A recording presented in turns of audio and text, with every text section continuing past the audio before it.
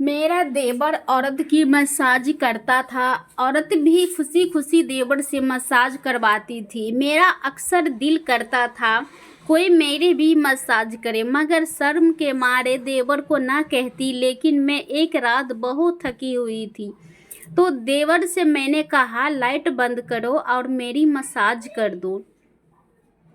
उसके बाद जो मेरे देवर ने किया उसे देखकर मेरी रूह कांप उठ गई, क्योंकि मेरे देवर ने मेरे साथ रोज के मुताबिक मैं सुबह सवेरे ही उठती थी। ऐसा नहीं था कि मैं मेहनत से या काम काज से घबराती थी, मगर मैं इस कदर काम काज भरी जिंदगी से थकने लगी थी। अब कुछ वक्त आराम करना चाहती थी। पिछले 7 साल से मेरा एक ही रूटीन था और मेरे रूटीन में रत्ती भर फर्क नहीं आया था। सुबह सवेरे उठकर नाश्ता बनाना, उसके बाद घर का कामकाज निपटाना और उसके बाद पति के साथ खेतों में खाना हो जाती थी और फिर से दिन के 12 बजे घर वापस आती थी और आकर खाना बनाती थी। घर के औरत का और कामों को सारे अंजाम दिया करती थी। घर में मेरे अलावा और कोई औरत नहीं थी। घर की जिम्मेदारियां मुझ पर अकेली ही थी। इसके साथ साथ खेतों में जाना, वहां पर काम काम काम काम करना मेरा काम था। इस सब में मैं बहुत ही ज़्यादा थक चुकी थी। मैं जब सुबह घर से बाहर जाने लगती थी तो हमारे घर पर मोहल्ले की और करीबी गांव की औरतें मेरे देवर के पास मसाज करवाने के लिए आ जाती थी और शाम तक उनका आना जाना लगा रहता था, क्योंकि मेरा देवर घर पर ही रहता था और उसके इस काम से अच्छी खासी आमदनी हो जाती थी। वह पढ़ा लिखा कर और खेतों में काम कराना पसंद नहीं करता था। यही यही जह थी कि मुझे अपने पति की मदद करवाने के लिए खेतों में जाना पड़ता था। हमारे गांव का यह रिवाज था कि सभी औरतें अपने पति के साथ मिलकर ही काम करवाया करती थी और अपने पति का हाथ बटाया करती थी। पति का हाथ बटाने के चक्कर में थकान से चूर चूर हो जाती थी। मेरा थकान से बहुत बुरा हो जाता था। मेरा भी कभी कभी दिल करता था कि मैं अपने देवर से मालिश करवा लूं, मगर हमेशा शर्म और लिहाज के मारे चुप हो जाती थी। मेरा देवर अच्छी आदतों का इंसान था। वह किसी से भी ज़्यादा फालतू की बात नहीं करता था और मेरे ससुराल में भी यही रिवाज था कि देवर से ज़्यादा बात करने की इजाज़त नहीं थी। मेरे पति ने मुझे पहले दिन ही बात कह दी थी कि हमारे यहाँ औरत को मर्दों के साथ ज़्यादा बातचीत करना पसंद नहीं किया जाता है। मैं खुद भी बहुत कम बोलती थी। मैं भी ज़रूरत के वक्त ही उसके साथ बात किया करती थी और तीनों वक्त में उसके कमरे में खामोशी से खाना रखकर आती थी। कभी कभी उसका मूड होता था तो वह हम दोनों मियाँ बीवी के साथ खाना खाता। ज़्यादातर वह अपने कमरे में ही रहता था। अपने कमरे के साथ ही उसने एक और कमरा बनवाया हुआ था जहाँ वह अपना काम धंधा करता था। उसे अपने देवर की समझ नहीं आती थी। वैसे तो वह बहुत खामोश और शर्मीला था, मगर मैं अक्सर सोचती थी कि वह ऐसा काम कैसे कर लेता है। उसे औरतों को मसाज करने में शर्म नहीं आता। मुझे तो सोचकर ही शर्म आने लगती थी। जब मैंने अपने पति से यह बात की तो वह हंस कर कहने लगे कि उसका तो यह काम है और रोजगार भी उसी से ही तो चलता है। अगर वह अपने काम से शर्माएगा तो खाएगा क्या। कहाँ से उसकी सनकर मैं खामोश हो गई।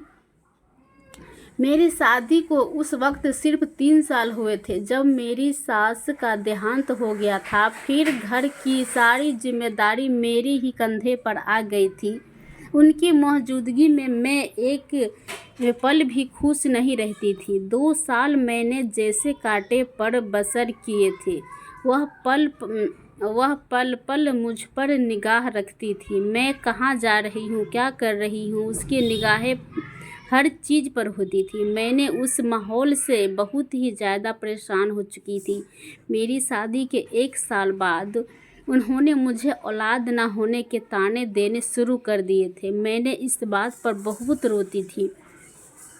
ऊपर वाले से रो रो कर प्रार्थना करती थी कि जल्दी से मेरी गोद भर दे, अपनी सास की ताने से छुट्टी मिल सके, मगर शायद मेरी किस्मत में अभी आजमाइश लिखी थी।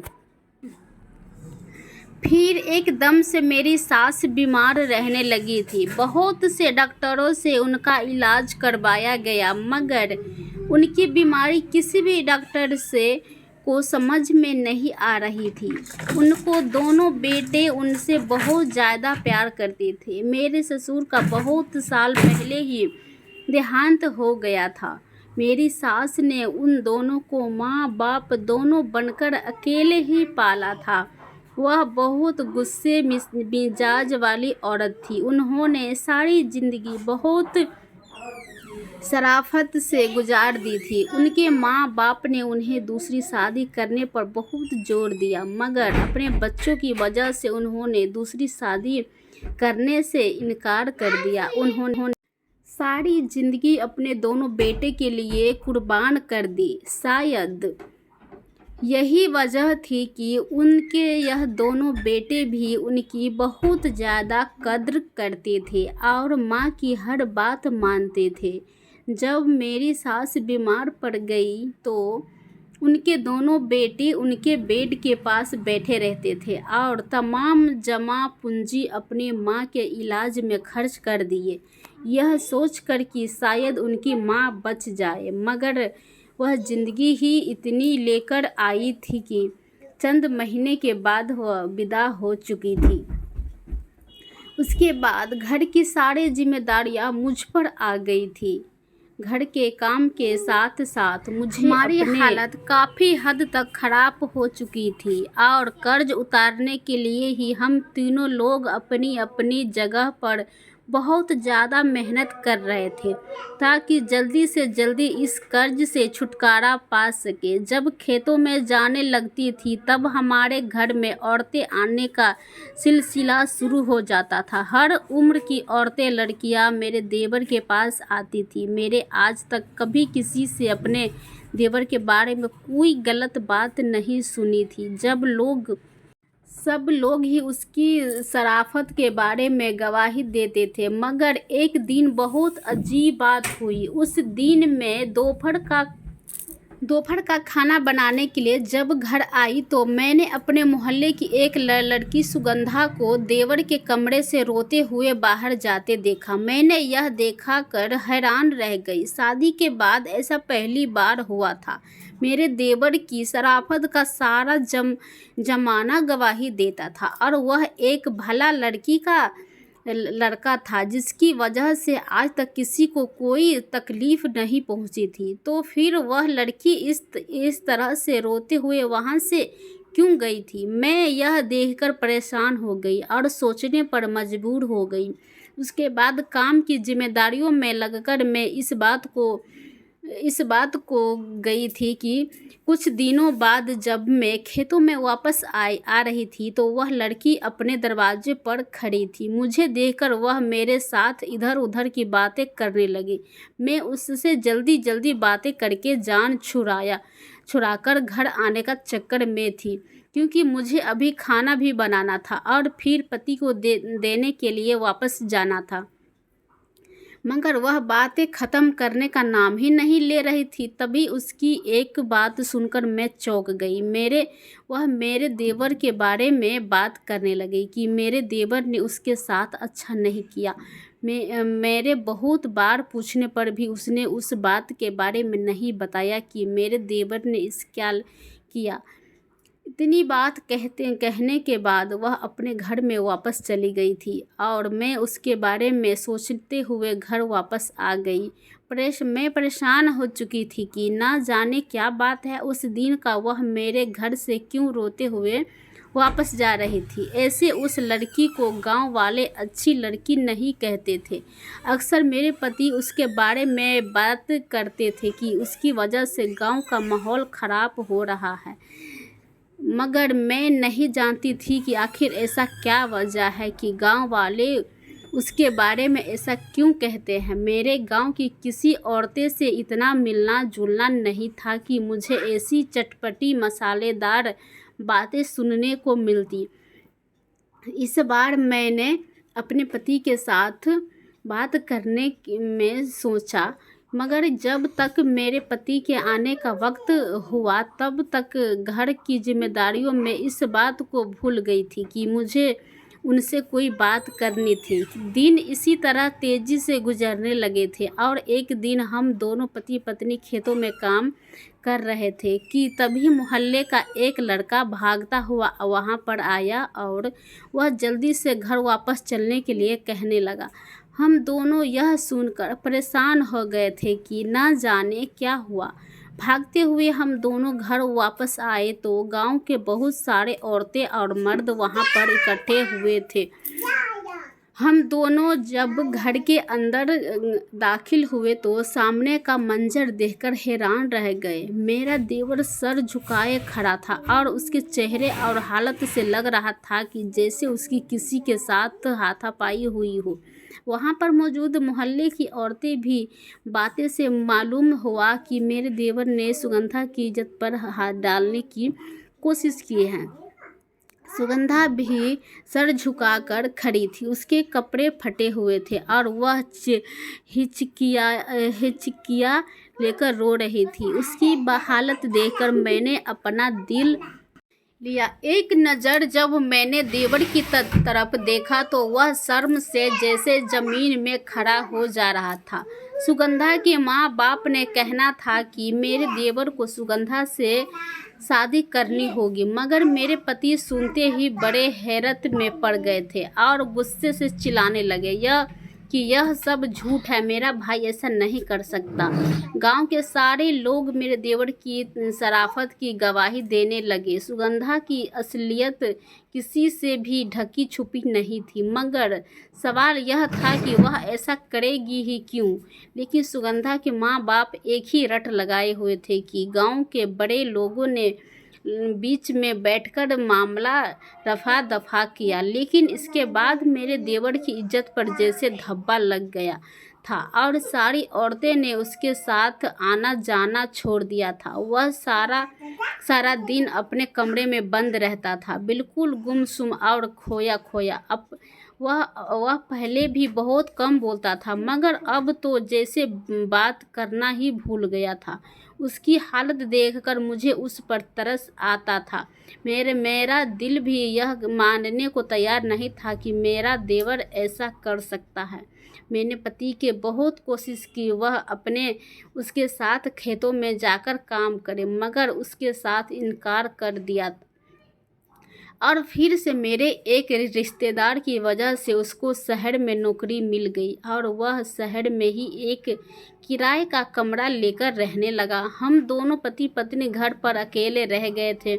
अक्सर मुझे अपने देवर की कमी महसूस होती थी और मेरे पति भी उसके लिए उदास रहते थे। मैं अक्सर यही सोचती थी कि कोई लड़की कितनी ही गिरी हुई क्यों ना हो, वैसे अपनी इज्जत का सरेआम तमाशा नहीं बना। दूसरी तरफ मुझे अपने देवर पर भी भरोसा और यकीन था। मैंने उस दिन 7 सालों में उसमें कोई भी खराबी नहीं देखी थी। मैंने समझ नहीं पा रही थी कि आखिर यह सब क्या था। इसी कसमकस में दिन गुजर रहे थे। फिर एक दिन मुझे वो खुशखबरी मिली जिनको सुनने के लिए 7 साल से मेरे कान तरस गए थे। मैं बहुत ही ज़्यादा खुश रहने लगी थी। मैं अब खेतों में काम करने नहीं जाती थी। मेरे पति ने अपने साथ काम करने के लिए एक नौकर रख लिया था। वह मुझे ज़्यादा से ज़्यादा आराम करने को कहा करते थे। मेरी तरह वो भी अपनी औलाद के लिए बहुत खुश थे। हम दोनों ने इस खुशी के लिए इतने सारे इंतज़ार किया था। कुछ दिन के बाद मेरा देवर छुट्टी पर गांव वापस आया और मुझसे मिलने के बाद अपने कमरे में जाकर आराम करने लगा। अब मेरे पति रात देर तक खेतों में काम करते रहते ताकि उन्हें ज़्यादा से ज़्यादा मुनाफा हासिल हो। अब होने वाली औलाद की वजह से उन पर जिम्मेदारी और बढ़ गई थी। मैं अब सिर्फ घर के काम काज से ही बहुत थक जाती थी। एक दिन मेरी बहुत बुरी हालत थी। मेरे पति अभी तक खेतों से वापस नहीं आए थे। मैंने सोचा कि आज मेरा देवर घर पर है, मैं उससे सामान मसाज करवा लेती हूँ। फिर मैं अपने देवर के कमरे में चली गई। मुझे देखकर वहाँ चौंक गया। मैंने कुछ देर तो सोचा कि उससे कैसे बात करूं, मगर फिर शर्म को एक जगह रखा और उससे कहा कि थोड़ी देर मेरी मसाज कर दो। लेकिन अगले ही पल के लिए हैरान कर सबक बन चुका था। मेरा देवर अपनी जगह से उठा और कहने लगा कि भाभी प्लीज़, मेरे पास सिर्फ एक मेरे भाई का रिश्ता रह गया है। मैं इस रिश्ते को ख़राब नहीं करना चाहता हूँ। आप प्लीज़ यहाँ से चली जाइए। अब आपने देवर की बात सुनकर मैं जैसे हैरत में पड़ गई थी। शर्मिंदगी से मेरा कदम उठा भी दुष्कार हो रहा था। मेरा देवर जाने मुझे क्या समझ रहा था। मैं अपने कमरे में वापस आ गई और यह सोचते सोचते न जाने कब नींद की वादियों में खो गई थी। लेकिन मेरे देवर ने मुझे गलत क्यों समझा? मैंने तो सिर्फ उससे मसाज के बारे में ही कहा था। अगले ही वह वापस चला गया था। फिर कुछ दिन बाद मुझे और पूरे गांव वालों को एक ऐसी खबर सुनने को मिली जिसने हम सबके होश उड़ा दिए। उस दिन सुगंधा ने उसके सामने रोते हुए बोला कि उसने मेरे देवर पर इल्ज़ाम लगाया था। दरअसल वह उससे प्यार करती थी और शादी भी करना चाहती थी, लेकिन मेरा देवर ठहरा एक शरीफ इंसान। उसने जब सुगंधा को उस बात से मना किया, उसे समझाने की कोशिश की, तो सुगंधा ने उल्टा उस पर इल्ज़ाम लगा दिया कि मजबूर होकर उसने शादी कर ले। लेकिन इस बात में ज़्यादा सुगंधा का ही नुकसान हुआ था। उसके लिए अच्छे रिश्ते आने बंद हो गए थे। अब एक बहुत ही बड़ी उम्र के आदमी का उसके लिए रिश्ता आया था। दूसरे गांव के लोग के दिल में जो मेरे देवर के लिए कांटा चुभ गया था, अब वह निकल गया था और अब मेरा देवर सबकी नज़रें में सही हो गया था। मगर मैं यह सोच कर परेशान होती रहती थी कि न जाने उस दिन मेरे देवर ने मुझे ऐसा क्यों कहा और उसने मुझे गलत क्यों समझा। यह सोचकर मैं जैसे पागल सी हो गई थी। फिर दोबारा जब मेरा देवर छुट्टी पर घर वापस आया तो मुझसे नज़रें चुरा रहा था। आज भी मेरे पति रोज़ के मुताबिक घर से बाहर थे और वह लेट से आने वाले थे। मैं देवर को खाना देने उसके कमरे में गई तो वह मुझसे कहने लगा कि भाभी, मैं आपसे ज़रूरी बात करना चाहता हूँ। उस दिन जो कुछ भी हुआ, मैं उस पर शर्मिंदा हूँ। दरअसल सुगंधा की वजह से मेरे दिमाग की हालत बहुत ज़्यादा ख़राब हो चुकी थी। मुझे ऐसा लगता था कि जैसे हर औरत मर्द पर इल्ज़ाम लगा देगी और मुझे सबकी नज़रें में मुजरिम ठहरा देगी। यही वजह से कि ना समझी में मेरे मुंह से आपके लिए ऐसा बातें निकल गई। प्लीज़ आप माफ़ कर दो। मैं जो इतने दिन से इसी कशमकश में गिरफ्तार थी और शर्मिंदगी से खुद से नज़र चुरा फिरती थी, आज मैं बड़े दिनों बाद खुलकर मुस्कुराई थी और उससे कहा कि मैं तुम्हारे दिमाग में तुमसे नाराज़ नहीं हूँ। वह भी जैसे मेरी बात सुनकर हल्का हो गया। फिर कुछ दिन बाद वह वापस अपने काम पर चला गया। अब उसने ऑफिस की एक लड़की को पसंद कर लिया था और उसने शादी करना चाहता था। हमें भला इस पर क्या एतराज़ हो सकता है। हमारे लिए यही काफ़ी है कि वह अपनी ज़िंदगी में खुश और मगन रहे।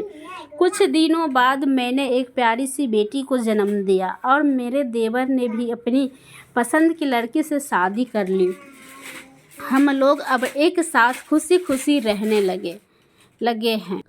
तो दोस्तों, कैसा लगा मेरा ये आज का वीडियो? अगर अच्छा लगा होगा तो चैनल को सब्सक्राइब, वीडियो को लाइक शेयर ज़रूर कीजिएगा। हमारे इस चैनल पर सिर्फ कहानी का ही वीडियो देखने को मिलेगा, तो सब्सक्राइब करके रख लीजिए और कमेंट में ज़रूर बताइए कि ये वीडियो आप लोगों को कैसा लगा।